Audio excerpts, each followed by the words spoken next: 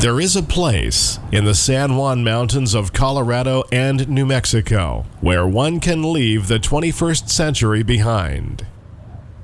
A time machine that transports you back to when the West was young. A time machine powered by coal, water, and determination. This is the Cumbres and Toltec Scenic Railroad.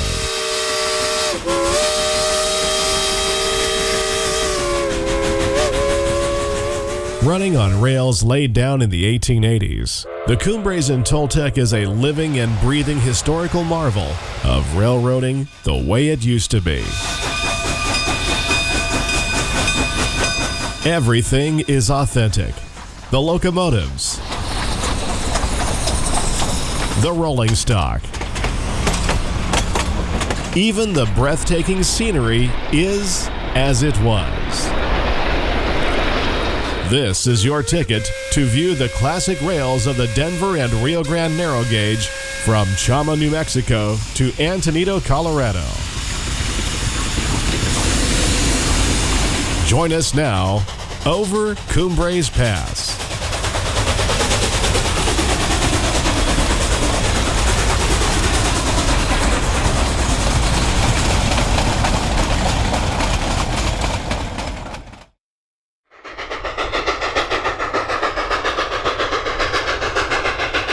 The Rio Grande narrow gauge was once comprised of over 2,000 miles of track in Colorado, Utah, and northern New Mexico.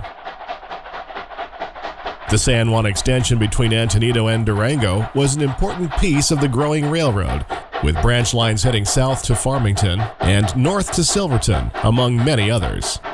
Unlike the standard 4 feet 8 1/2 inches between the rails most common in North America, the D&RG chose a 3-foot gauge.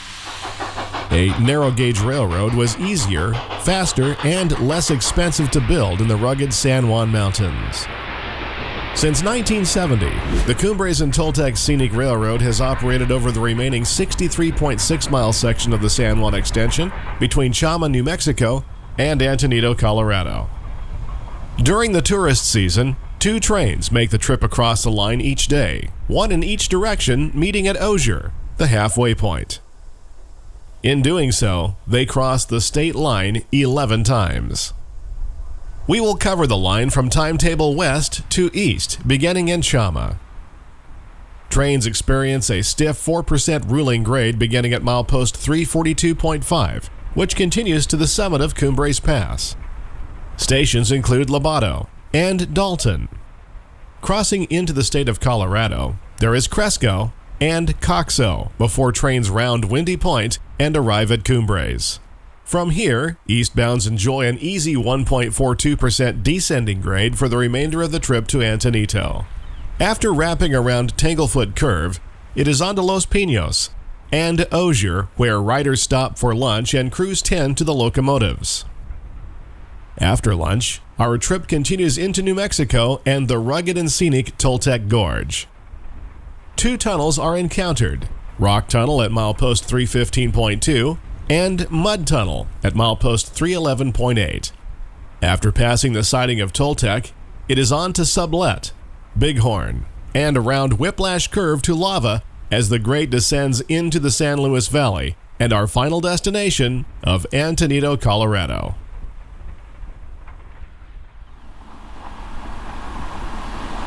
Chama, New Mexico. Elevation 7,863 feet. The 1899 built depot marked the halfway point on the Denver and Rio Grande's narrow gauge route between Durango and Alamosa. Today, it is the western terminus of the Cumbres and Toltec Scenic Railroad, a time machine where 21st century dwellers can turn the clock back 100 years and experience living and breathing history firsthand. On this night, 2 K-36 class locomotives pose for photographers by the water tank. The following morning, they will be called on to power a special freight train over Cumbres Pass.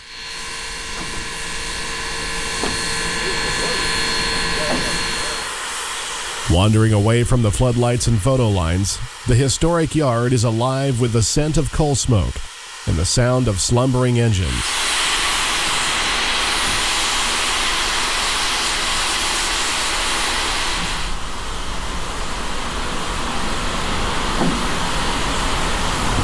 Chama and the railroad go hand in hand. Named for the nearby Rio Chama River, it was a crew change point on the Denver and Rio Grande's San Juan extension and a helper base at the bottom of the stiff 4% grade to Cumbres Pass. It was mining that brought the rails through here in the 1880s, along with the growing need for transportation, lumber, oil, livestock, and goods for the growing communities that sprang up along the 3-foot gauge track. Today, the railroad continues to play an integral role in the life of Chama, drawing multitudes from all over the world to ride this incredibly scenic line. From above, Chama has the appearance of a model railroad, depicting the late 19th and early 20th centuries, in a setting that really hasn't changed since the rails were first spiked in place. This is more than just a collection of vintage railroad equipment and structures. Preserved along with the locomotives and rolling stock is the time-honored craft of railroading itself. Here, you will find both man and machine working together with skills that have been passed down from generation to generation. With very few exceptions, this is railroading as it was.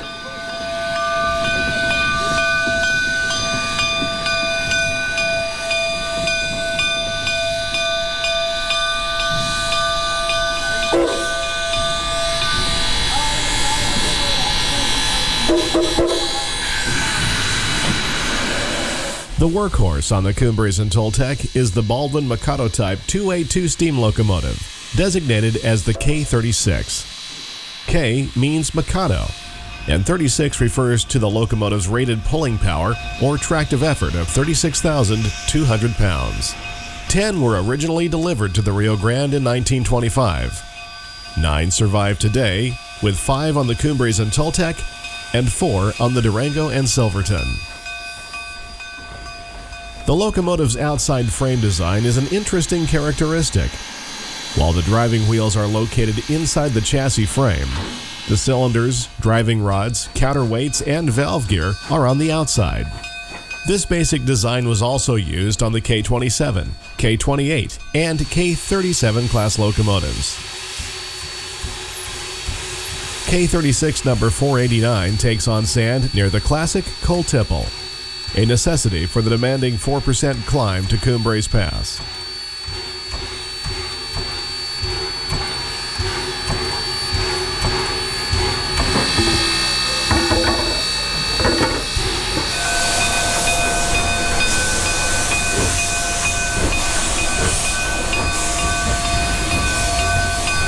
The Coal Tipple remains a classic feature in Chama, although it no longer provides locomotives with their proper nourishment. That job is now done by a John Deere front-end loader. It is one of the few departures from tradition on the railroad. The collection of preserved rolling stock and maintenance of way equipment is impressive. Steam-powered rotary OY looks good in silver paint. Built in 1923, it last saw action clearing snow in 1997. Occasionally, it gets shuffled around the yard. A number of wooden boxcars date back to 1904, with rebuild dates as recent as the 1920s. Before being moved, brakes are knocked off the old-fashioned way, from the roof.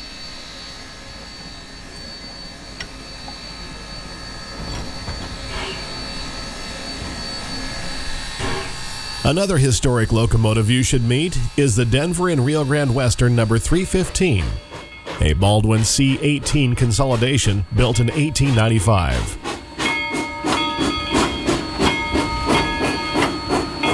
The 315 is turning a block of Rio Grande stock cars on the Y track located just west of the yard. A series of stock pens remain at this spot from the days when area ranchers relied on the railroad to transport cattle to and from Summer Range along the Colorado-New Mexico border. Another westbound from Antonito has dropped off its passengers and turns at the Y.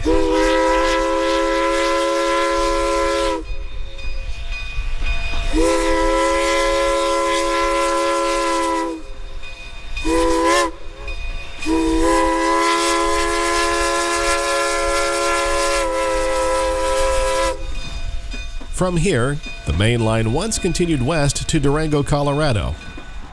In a scene from 1959, K36 number 487 heads between Durango and Chama, past the station of Ignacio.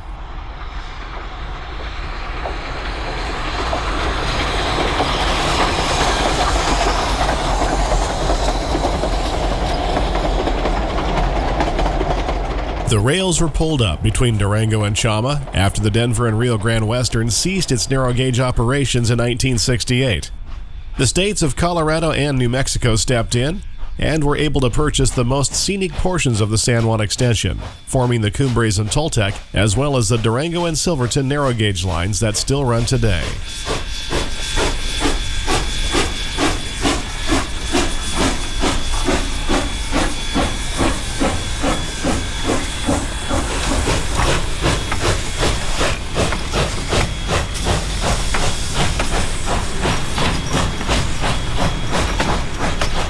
The seasonal passenger trains utilize a beautifully restored collection of Rio Grande passenger cars built in the 1940s and 50s, many of which are named after stations and significant locations along the line.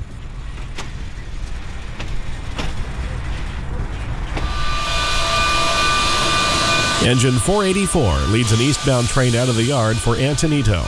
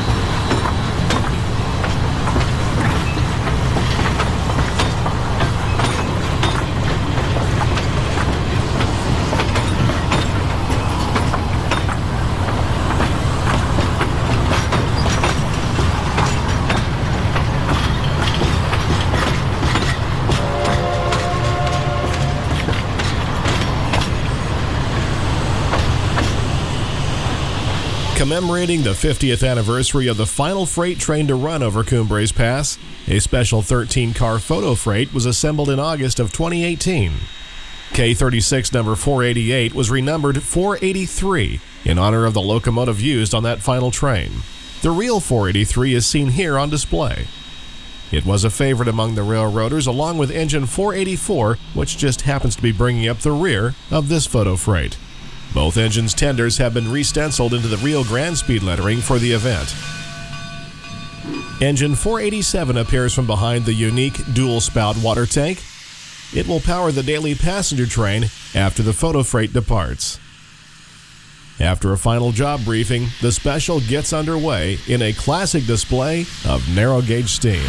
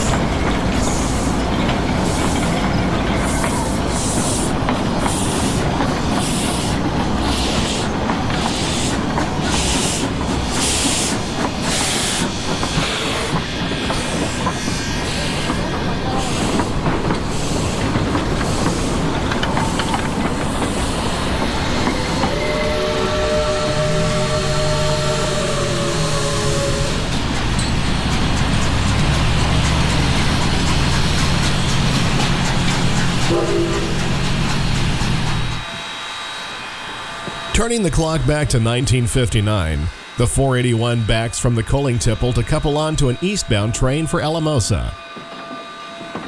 A helper is placed on the rear for the 4% climb to Cumbres Pass. From the Highway 17 grade crossing, we catch the train as it departs town.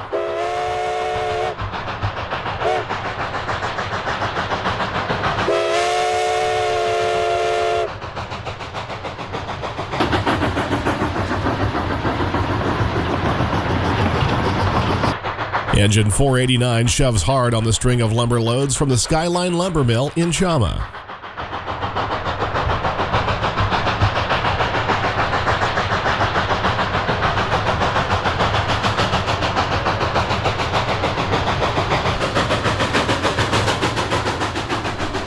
Here is the same crossing nearly 60 years later from the other side of the tracks. An eastbound passenger train heads for the 4% climb to Cumbres Pass. In the next 14 miles, trains gain over 2,100 feet in elevation.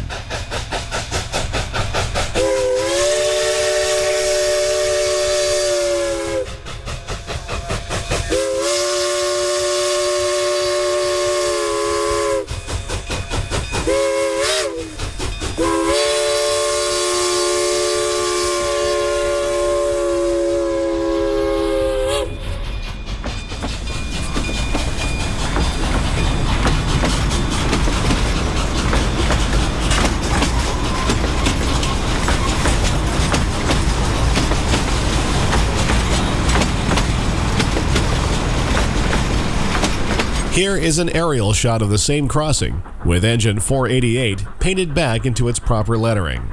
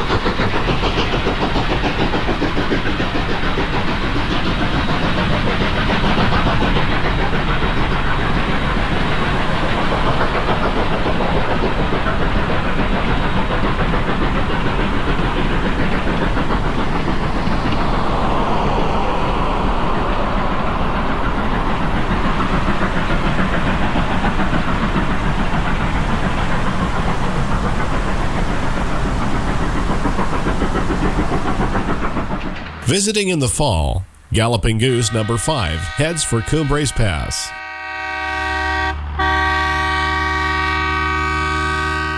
Reenacting a scene from the past, D&RGW 315 takes 4 stock cars toward Osier on a beautiful fall morning.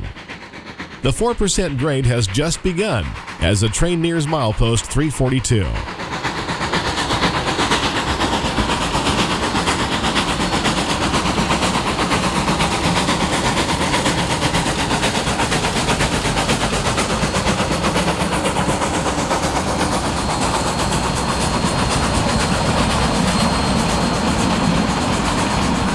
K36 number 484 digs in with the daily eastbound passenger train as it approaches the Narrows.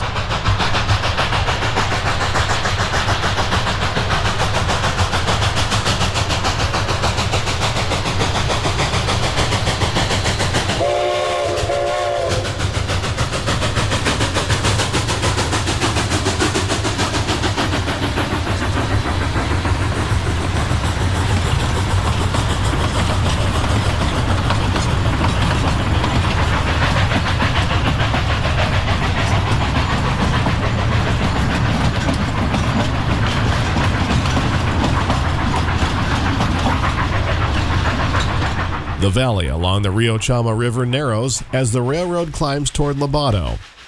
488, disguised as 483, works hard on the grade.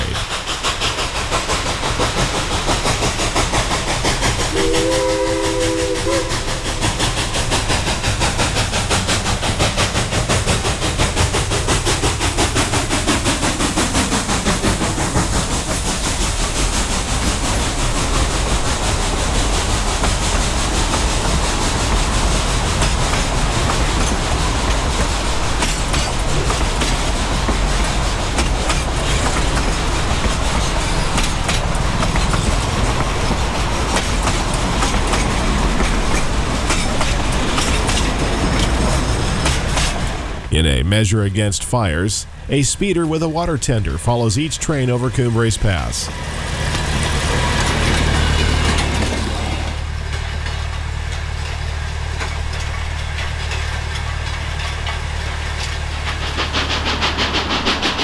Our photo freight puts on a great show as it leaves the Narrows.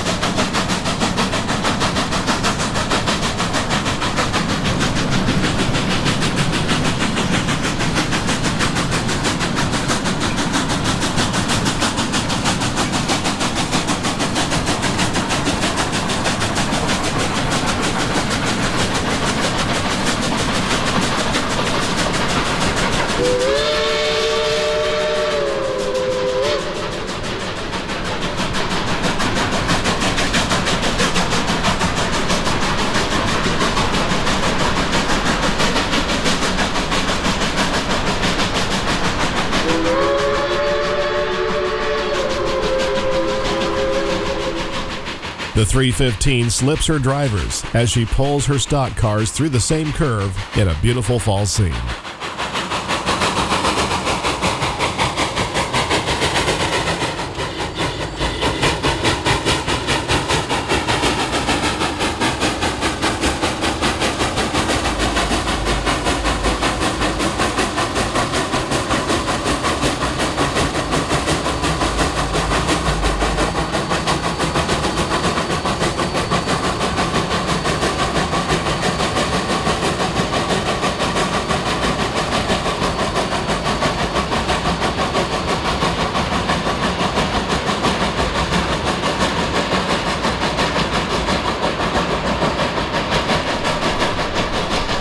The frame of a fake water tank marks the sighting of Lobato near milepost 340. This location has been used several times for movie sets.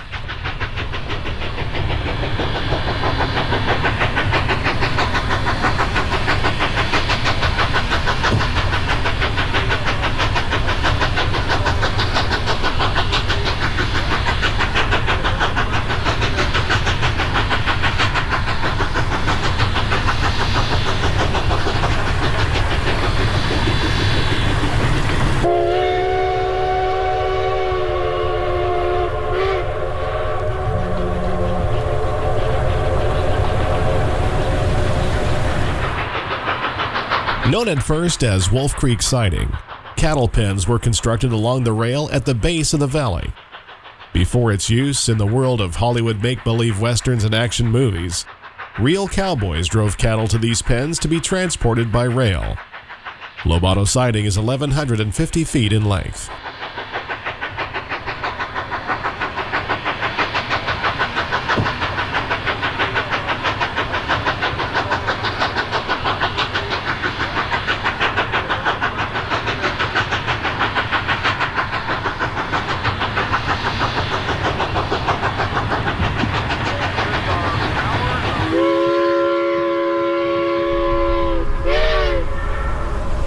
Just above the siding, the track crosses Wolf Creek via the Lobato Trestle.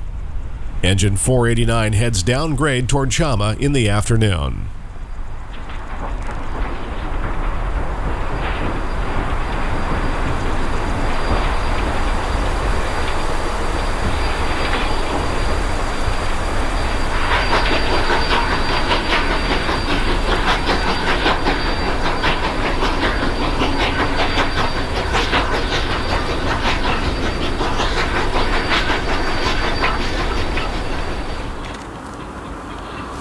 Fall in the San Juan Mountains is a glorious time for photography, as aspen trees and scrub oak bask in brilliant colors.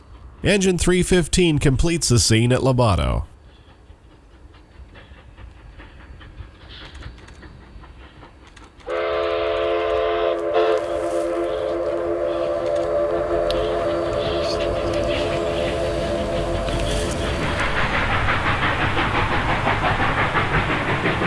After crossing the Lobato Trestle at milepost 339.7, the railroad alters its course away from the Rio Chama River, holding to a ridge above Wolf Creek. Engine 488 leads its train along the top of the state of New Mexico.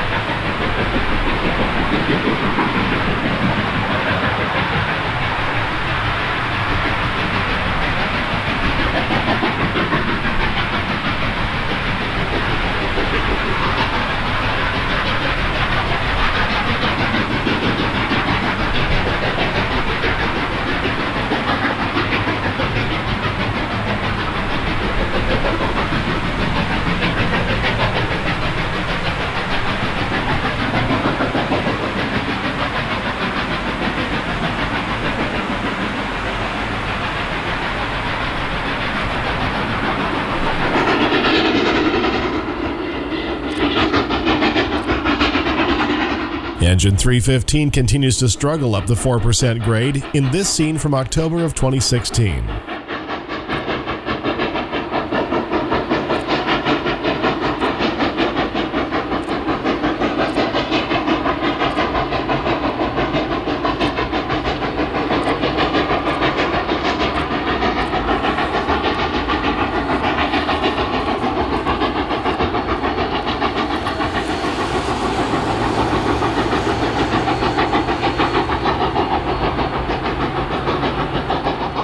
The train passes Lobato Lodge as it nears the next station of Dalton.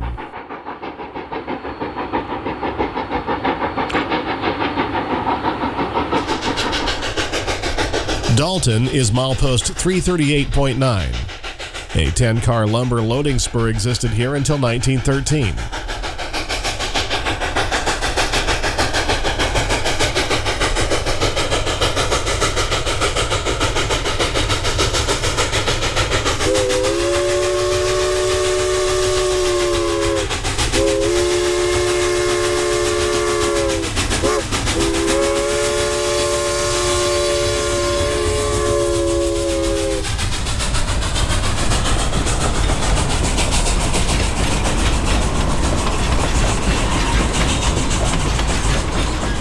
.489 and .487 lead a doubleheader through Dalton in October of 2016.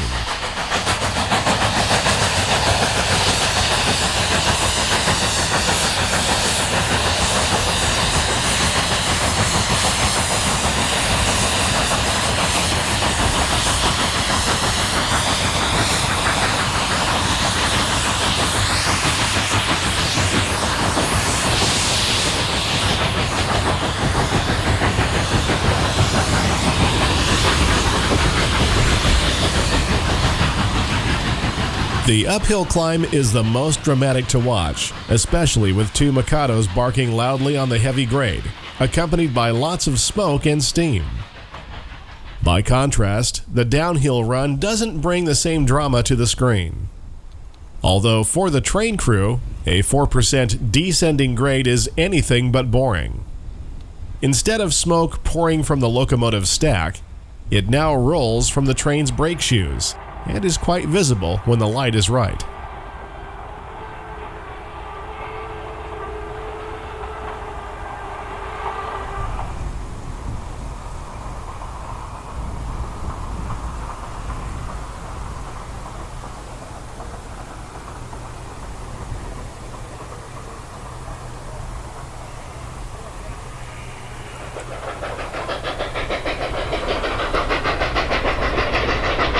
Another doubleheader approaches the second crossing of Highway 17. This time, the 483 is paired with K27 number 463.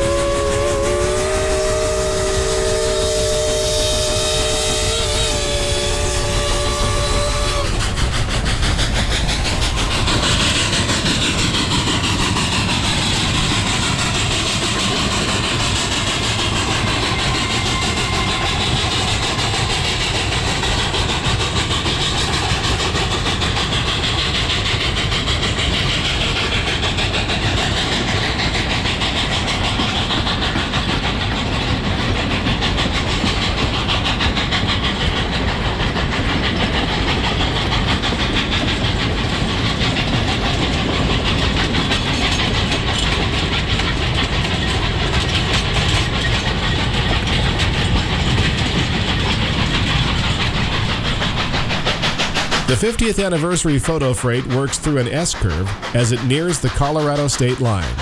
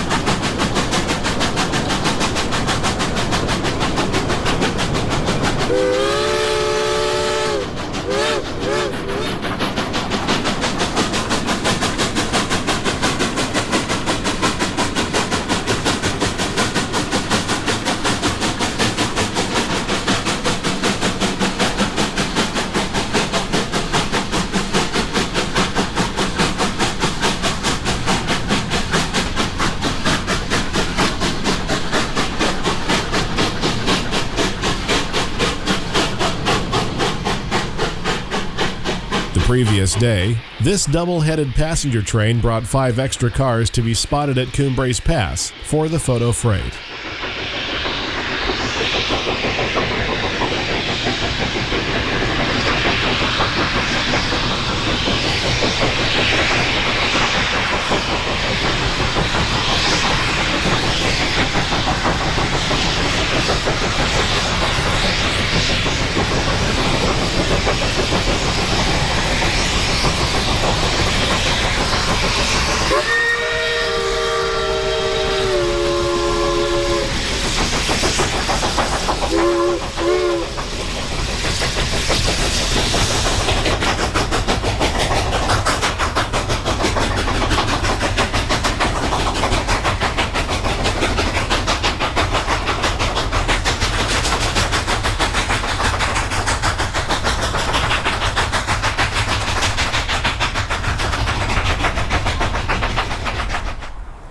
Just below the siding of Cresco, the railroad enters the state of Colorado at milepost 335.6.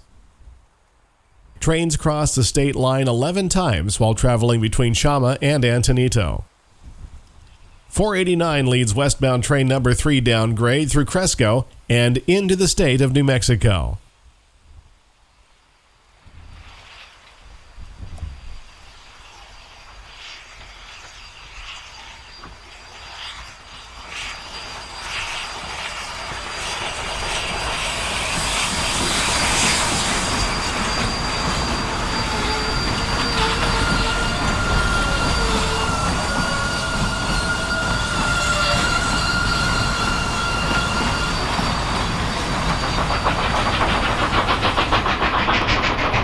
In the state of Colorado, trains continue to climb through the Wolf Creek Valley toward a third crossing of Highway 17 below Windy Point.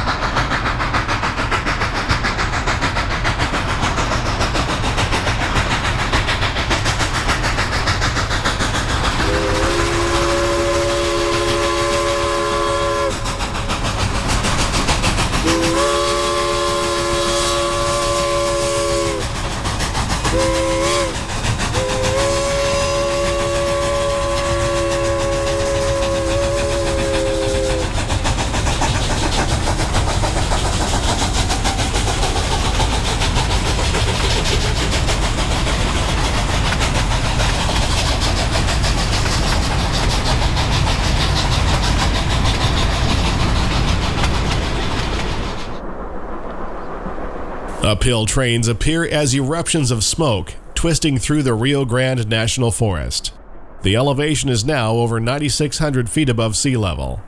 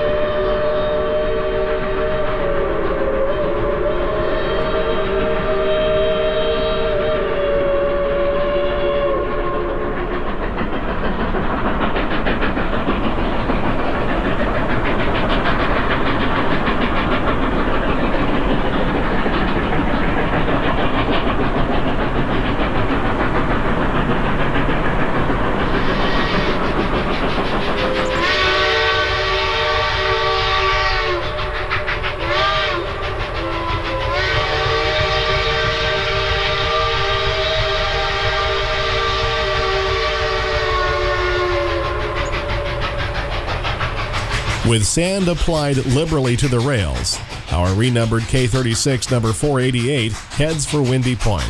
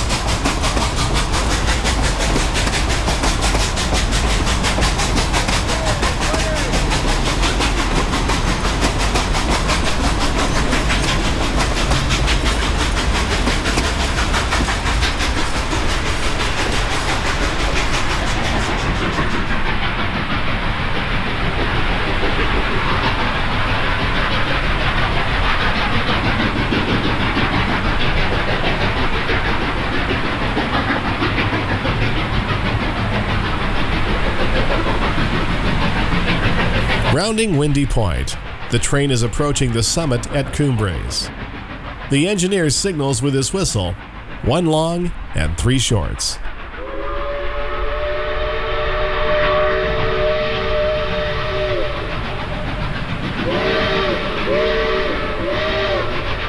This signal tells the trainmen on board to go back and protect the rear of the train, which will be stopping soon.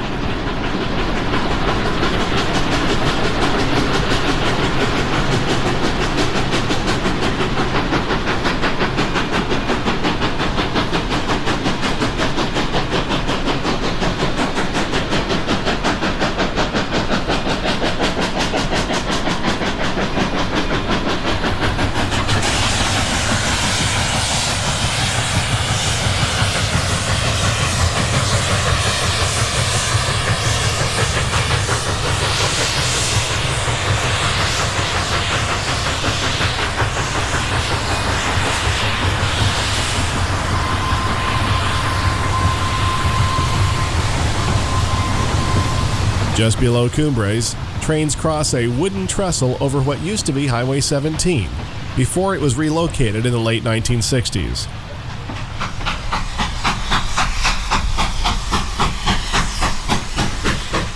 The grueling 4% grade comes to an end just west of the water plug at Cumbres. The 488 will stop here to take on water before proceeding east to Osier.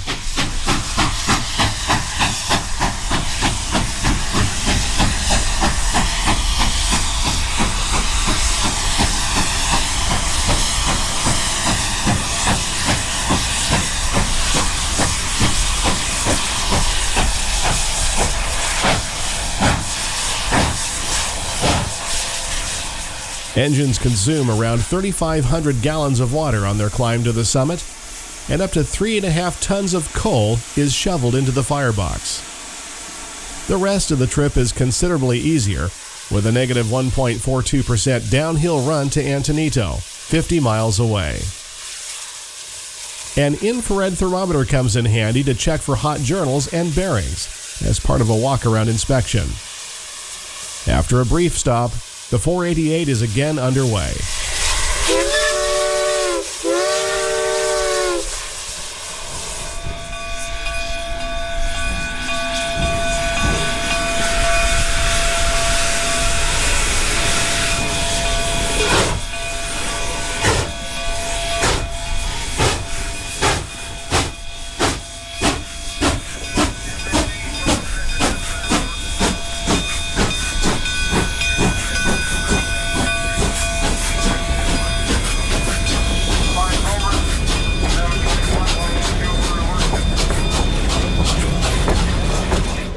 Cumbres is Spanish for summits.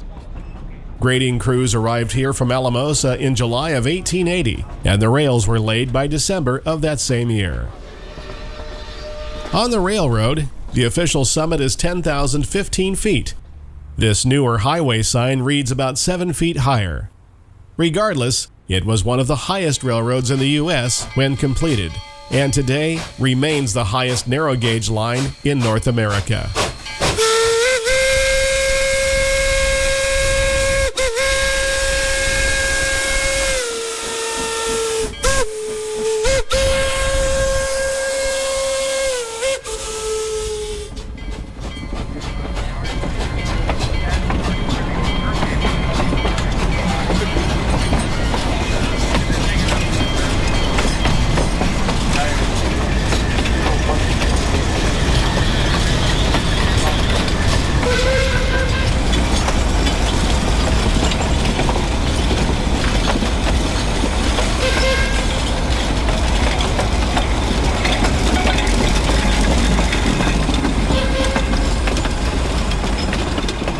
After K27 number 463 continues east, K36 number 483 turns on the Y track, the tail of which is protected by a snow shed.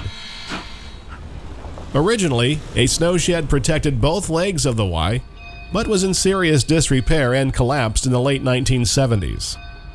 This new shed was constructed in the early 1990s by friends of the CNTS. To this date, it is the only snow shed in existence on a narrow gauge line.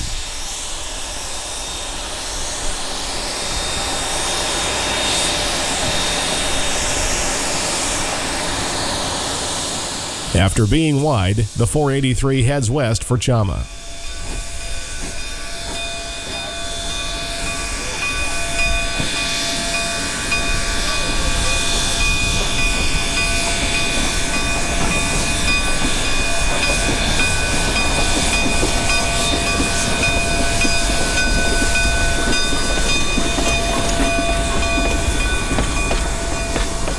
Cumbres Station was originally called Alta during its construction in 1880. Maintained by friends of the CNTS, this 1911-built section house looks very much as it did when the San Juan extension was alive and well. The bulletin board still marks the arrival times of Rio Grande's daily passenger trains number 215 and 216, the San Juan. The Cumbres water tank was removed in 1937. Water is now piped from a spring above the tracks to an underground cistern marked by this gauge. This is how Cumbres Station looked in 1959. K36 number 481 pulls a freight over the crest of the 4% grade and State Route 17. Today, the engine resides on the Durango and Silverton.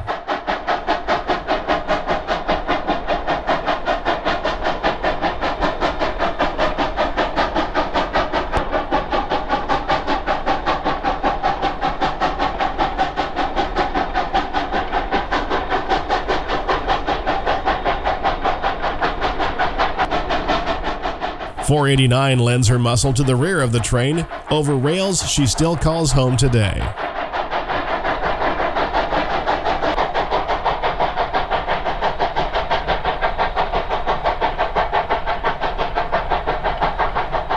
As the train tops the grade, the original snow shed comes into view. 489 emerges from the shed after being turned on the Y. Helpers are usually cut off eastbounds here and sent back to Chama for their next assignments.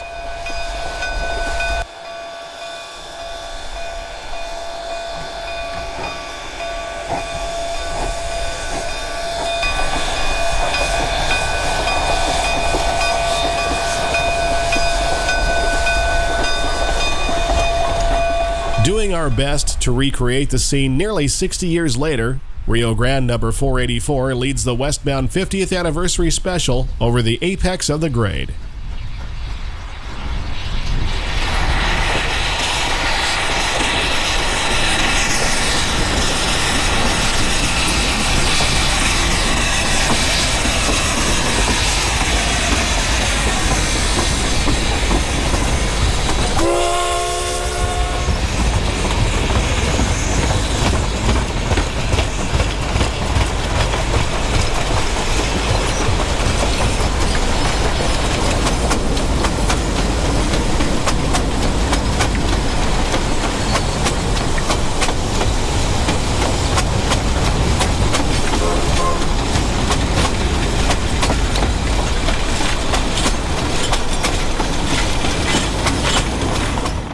Just as geese fly south in the fall, Goose number 5 heads down the mountain toward Chama during an October visit. Galloping Goose is a nickname given to rail cars built by the Rio Grande Southern in the 1930s. This well-preserved goose is seen on a 2016 excursion.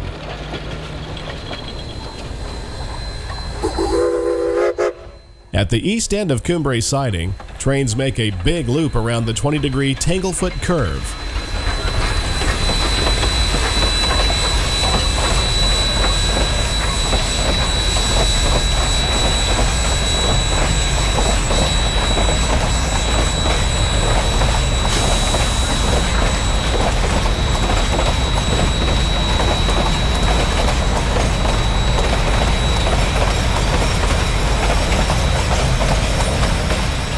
This gigantic circle of track is necessary to limit the eastern approach to Cumbres Pass to no more than 1.42%.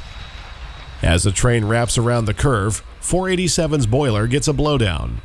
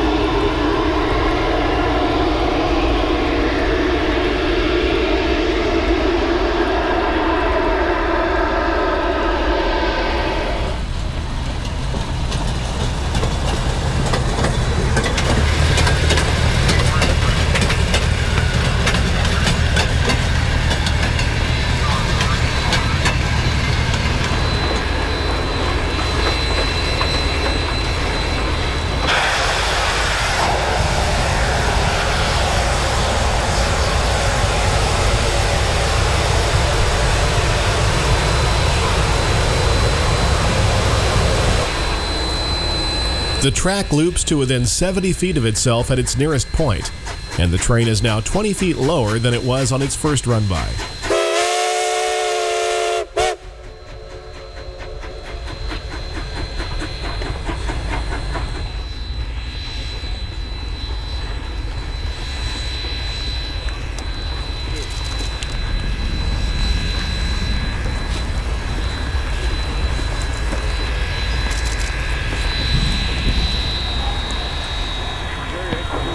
fireman blows down the boiler a third time, much to the delight of photographers along Highway 17.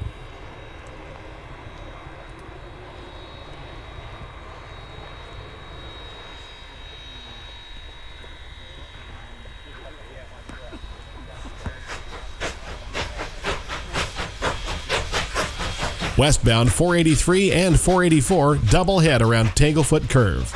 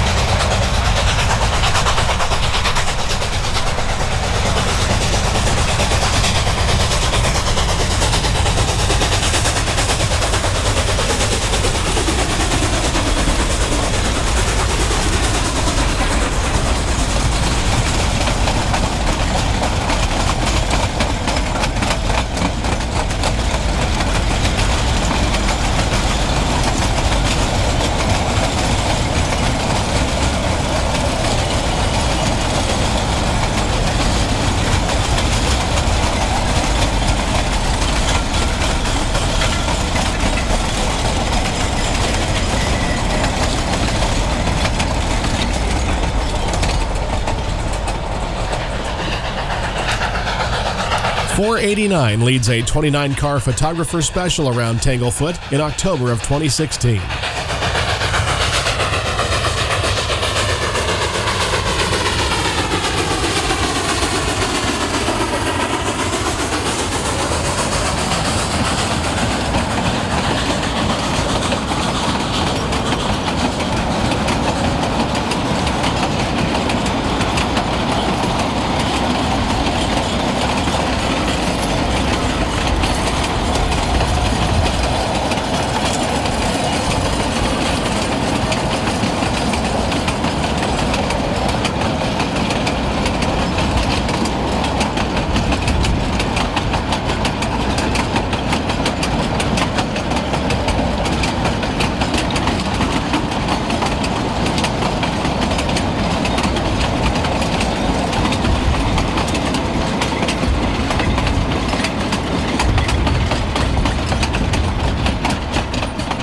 After negotiating Tanglefoot Curve, the rails turn to the north and enter a narrow valley boxed in by mountains on either side near the siding of Los Pinos.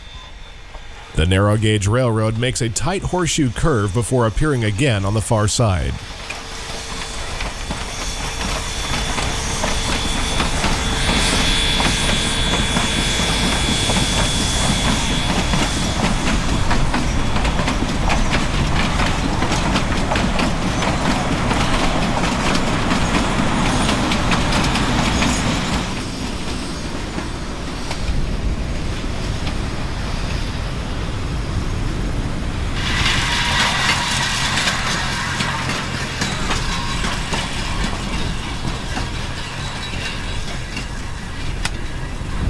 Several minutes later, eastbound train number 2 appears a second time, crossing the Rio de los Pinos River at milepost 324.5.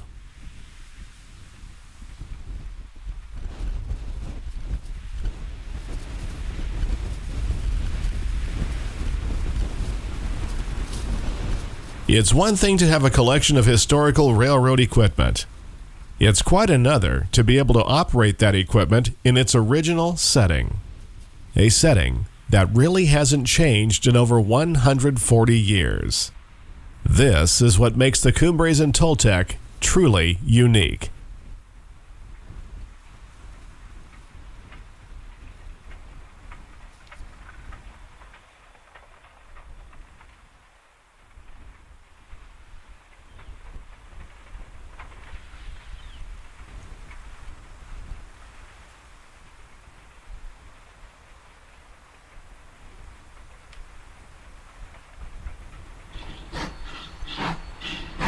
Engine 315 breaks the silence, heading westbound with its string of stock cars.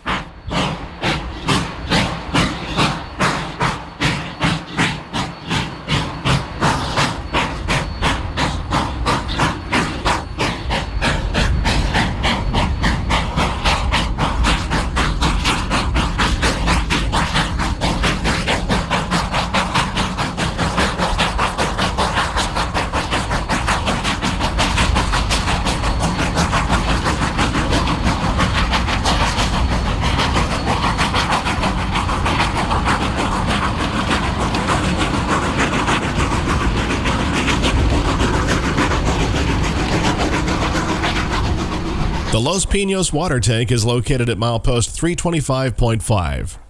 The elevation here is 9,710 feet.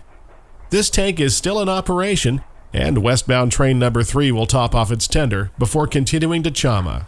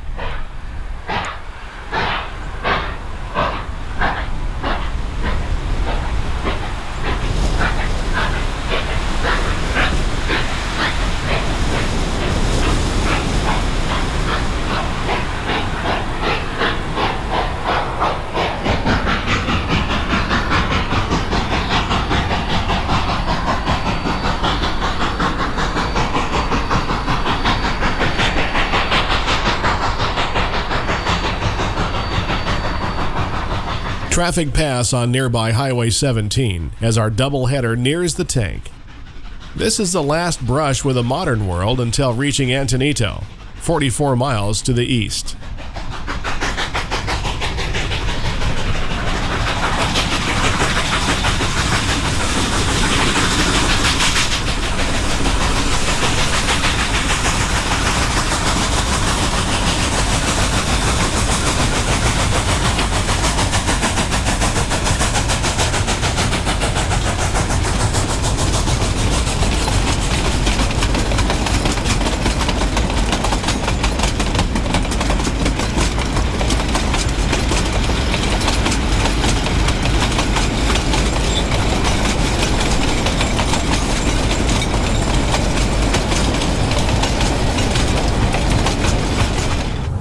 The train plays but a tiny role in the big country of southern Colorado.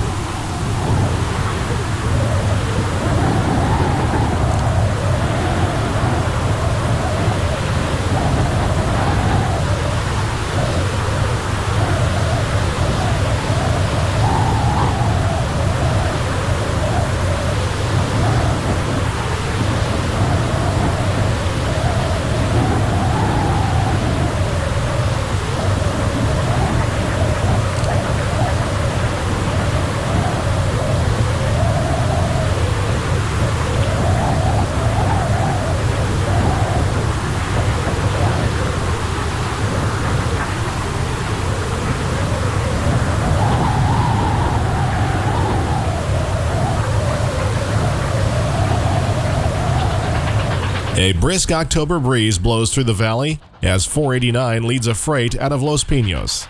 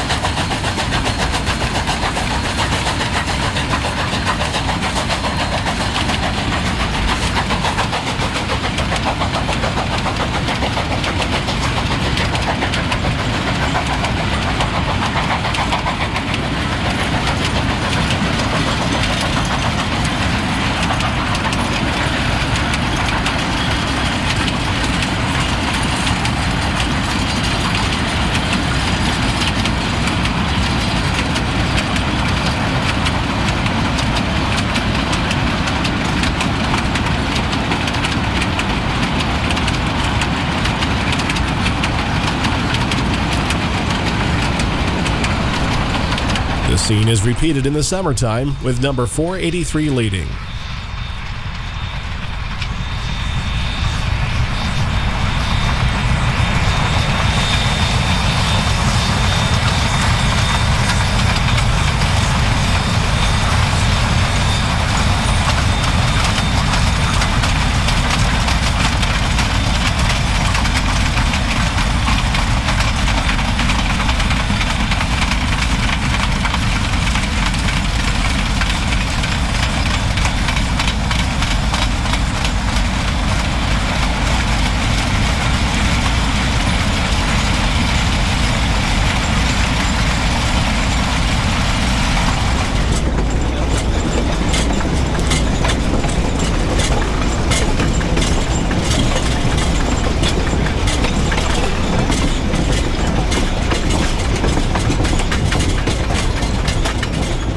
Our doubleheader works above the Rio de los Pinos in a truly beautiful setting.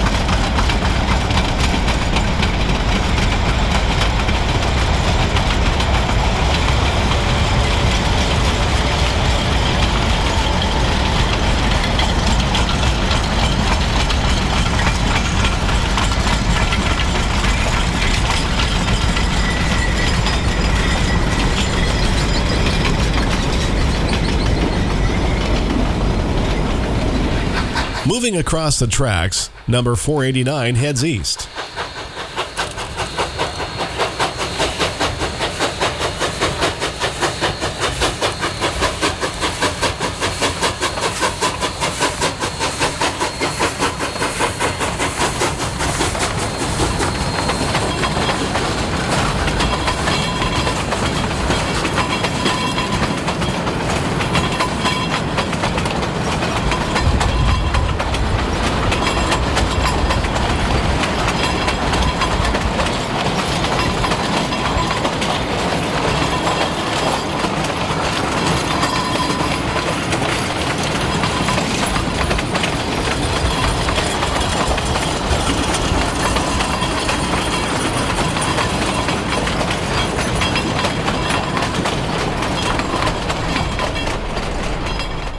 The grade takes an easterly course above the river, flowing toward the Toltec Gorge.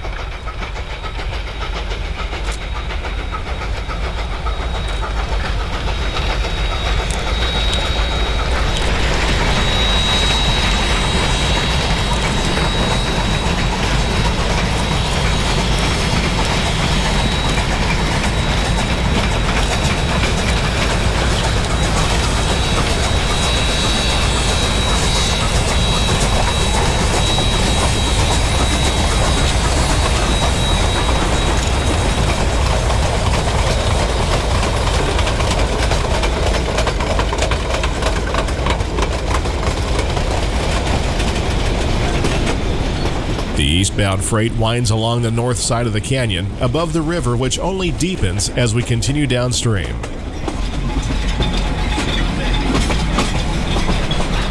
At milepost 319.9, trains cross Cascade Creek on a 408-foot-long trestle that stands 137 feet high.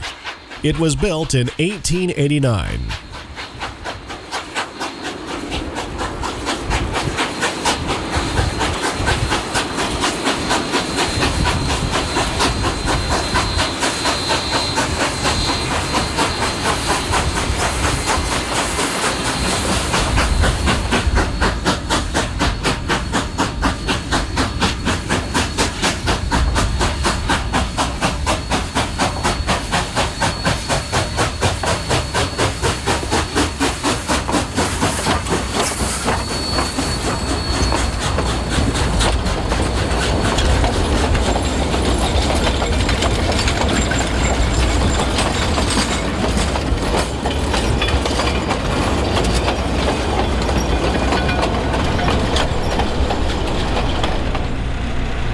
After crossing Cascade Creek, the country opens up as the railroad skirts the southwest flank of Osier Mountain. Riders aboard the train get their first view of the halfway point on the railroad.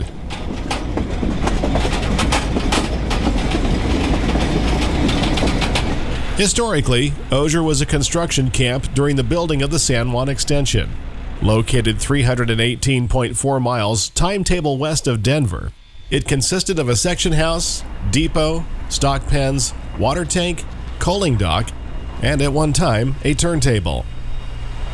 Most of the structures remain today.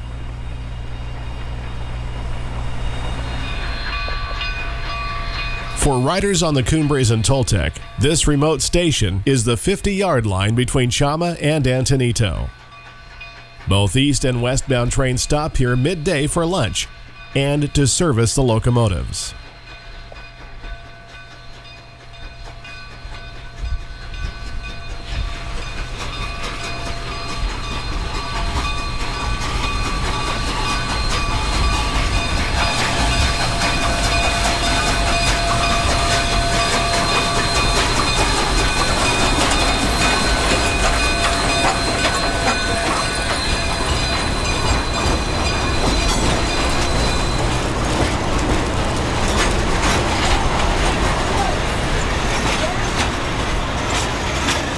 The Osier Kitchen was opened in 1989 and serves a very good buffet-style meal, consisting of either a complete turkey dinner or meatloaf and salad.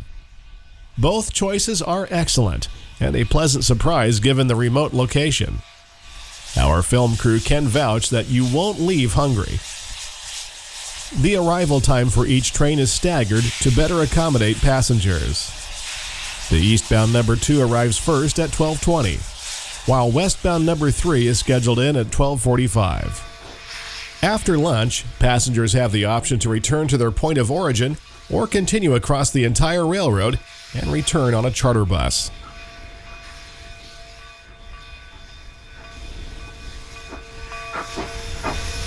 Number 483 leads westbound train number 3 out of Osier, starting the second half of its run to Chama.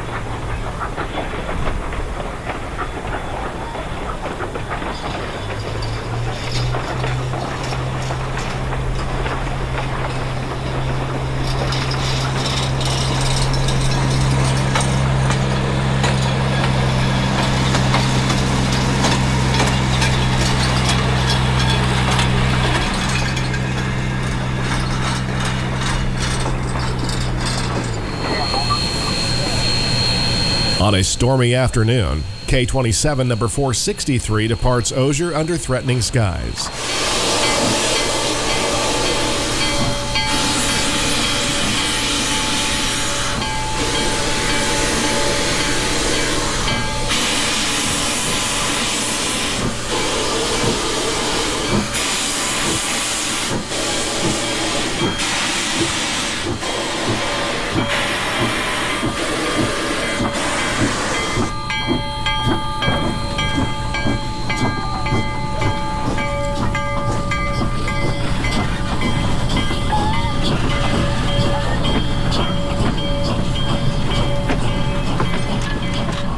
Standing on a hillside under the wide sky, one gets a real sense of the old American West.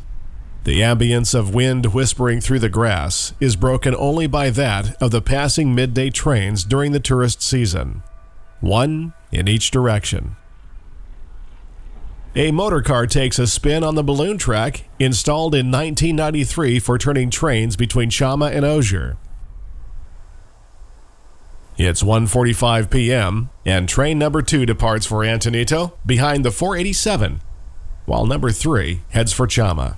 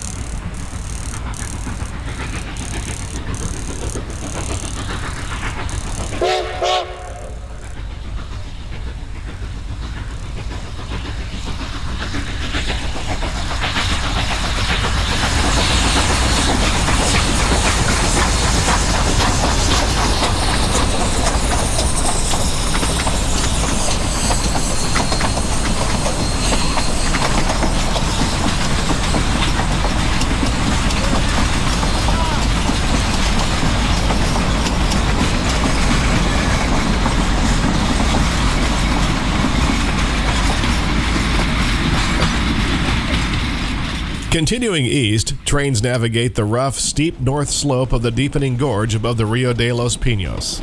The name is Spanish for pine. Our course is more or less in a southeast direction, bringing us back into the state of New Mexico. High above Toltec Gorge, we pass through Rock Tunnel at milepost 315.2.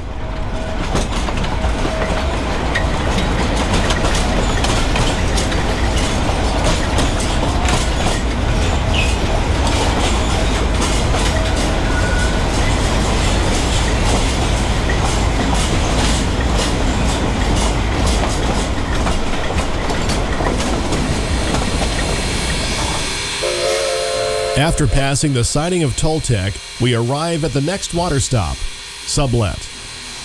Like Osier, Sublette was a construction camp when the railroad was built, and later a section station for track maintenance. Buildings are preserved here thanks to the Friends of the C&TS. Our westbound photo freight is in the hole for train number 3.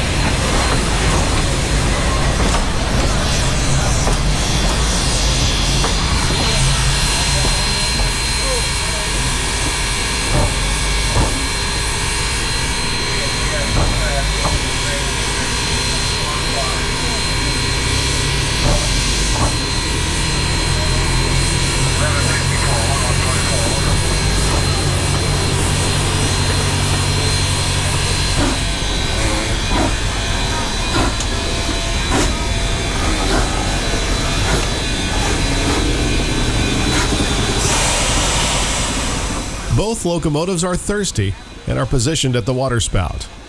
Like Cumbres, the water tank at Sublette has been replaced with an underground cistern.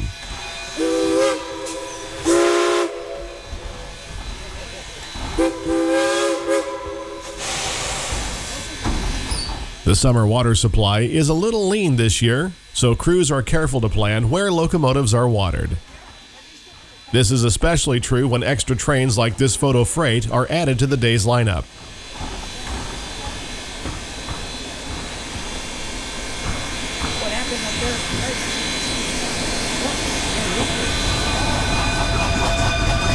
Once topped off, we are treated to 2 photo run-bys.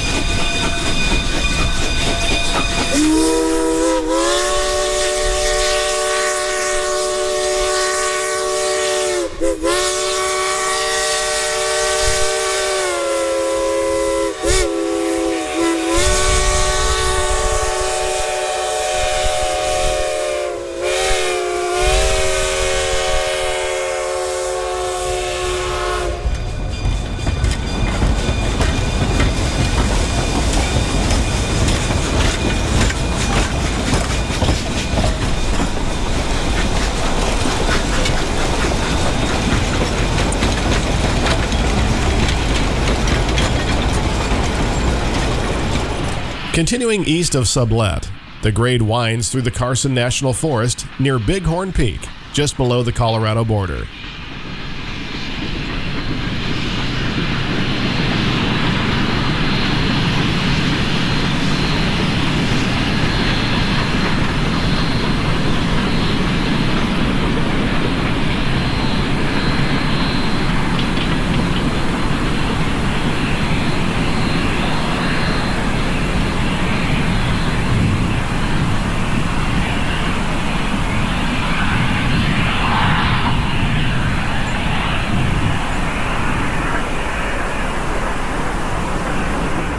From the far side of the horseshoe, train number 3 climbs the 1.42% grade towards Sublette.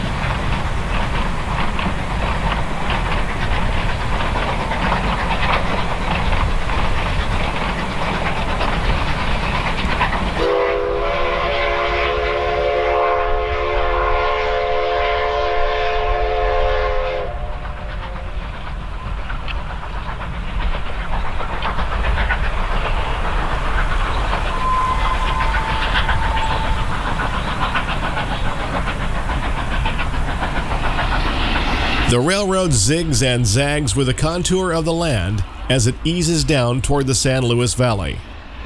Eastbound train number 2 enters a small cut above Bighorn.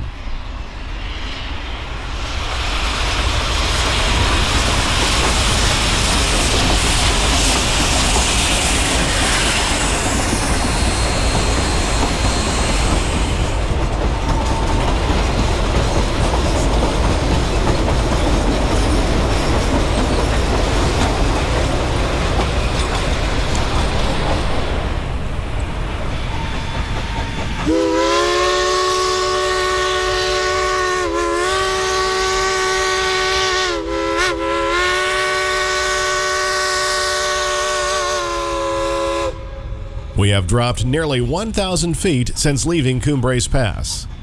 Bighorn is a siding and Y track found at milepost 299.4.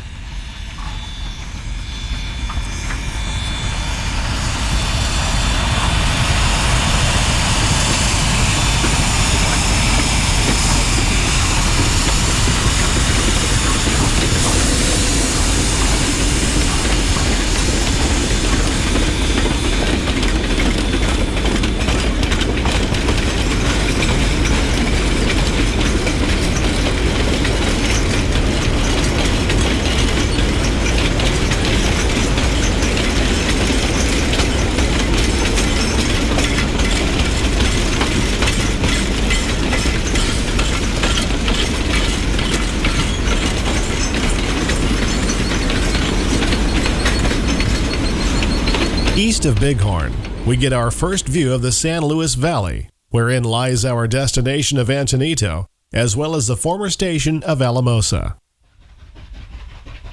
Back in Colorado for a moment, our westbound doubleheader negotiates Whiplash Curve at milepost 297.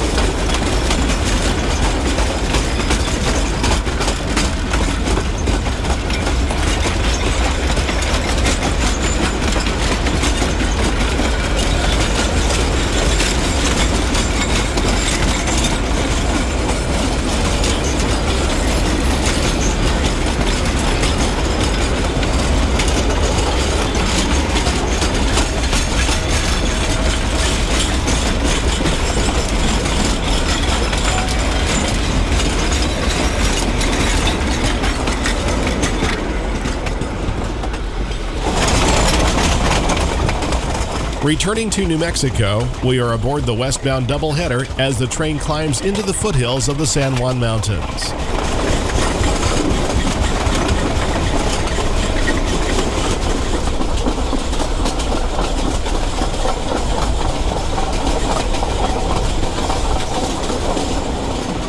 The westbound train passes the old water tank at Lava, milepost 291.5.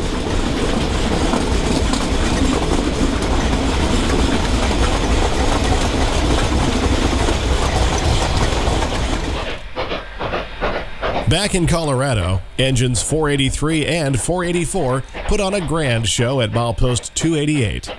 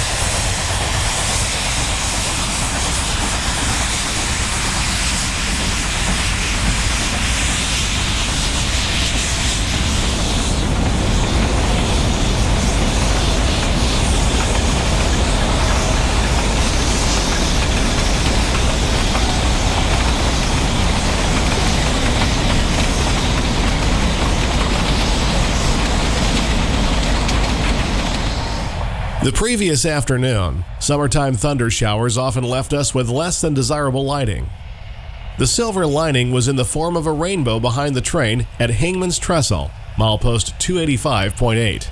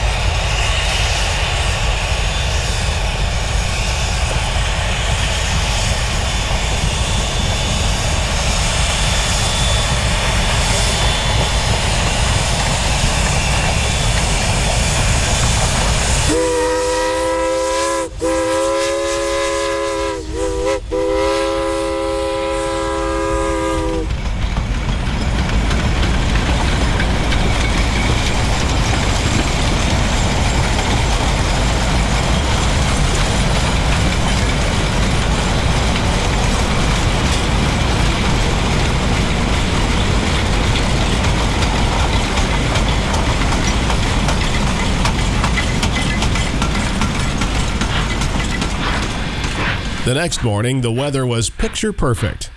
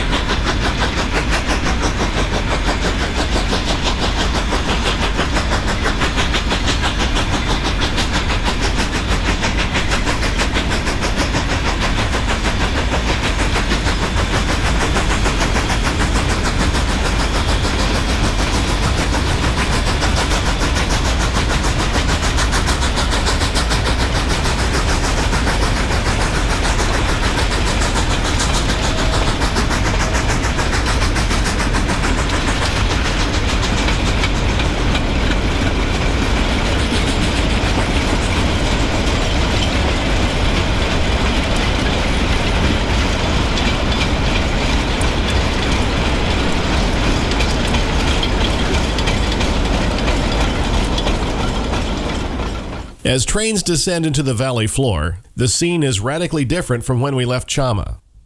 Mountains and forests have given way to semi-arid desert country with wide-open views. Trains ease down the final miles to Antonito among the sage and yellow blooms of rabbit brush in the late summer.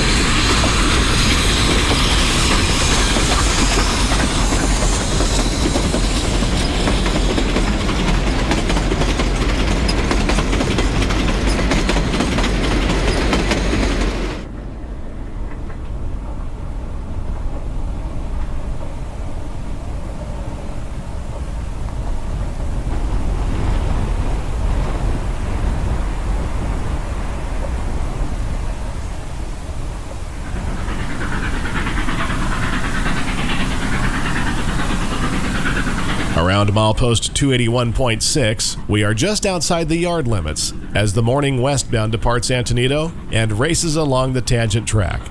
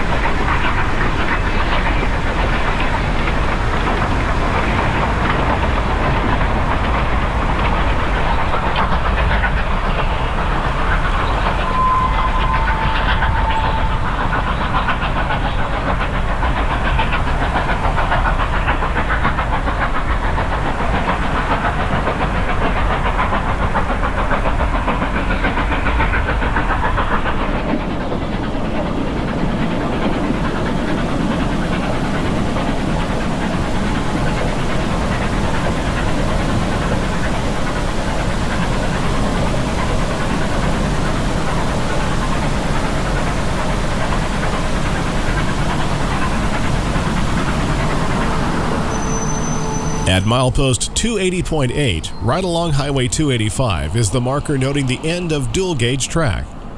A third rail was added to handle both standard as well as narrow-gauge traffic between here and Alamosa. This is the easternmost end of the present-day railroad. A yard with locomotive shops, depot, and water tower exist. A loop track is found for turning trains and loading passengers at the depot. Antonito was a junction, with the San Juan extension continuing west over Cumbres Pass and the New Mexico extension heading south to Santa Fe. On static display is a K38 number 495, which once operated over this line.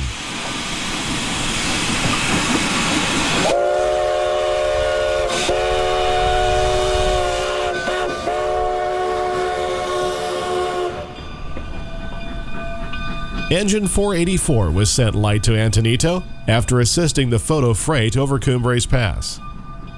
It is turned on the balloon track for the following day's excursion back to Chama.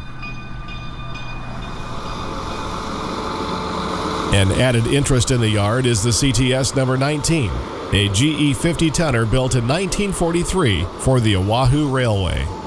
The unit looks right at home in black and gold colors.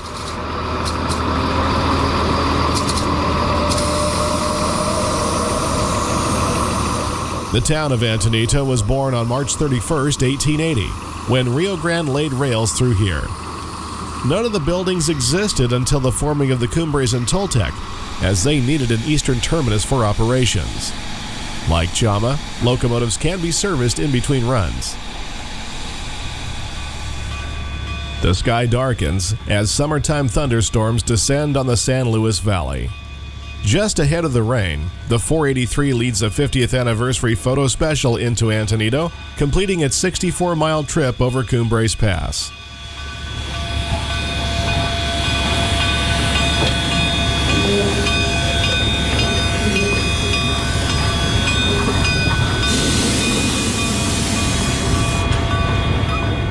The railroad is a method of transportation from one place to another. The Cumbres and Toltec does just that. Its 64 miles of 3-foot gauge track transports you to a time when the West was young and steam was king. Long live the Rio Grande narrow gauge. Until next time, thanks for watching.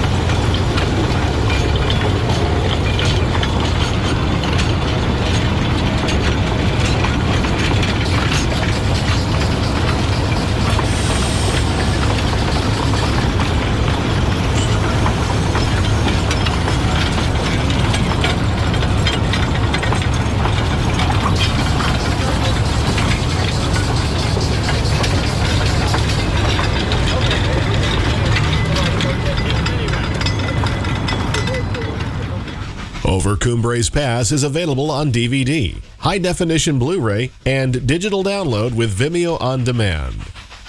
If you would like to order this program, visit 7ideaproductions.com. There is a link in the description below. And to see more content like this, be sure to hit that like button and subscribe to watch more videos added weekly. From all of us at 7 Idea Productions, thanks for watching.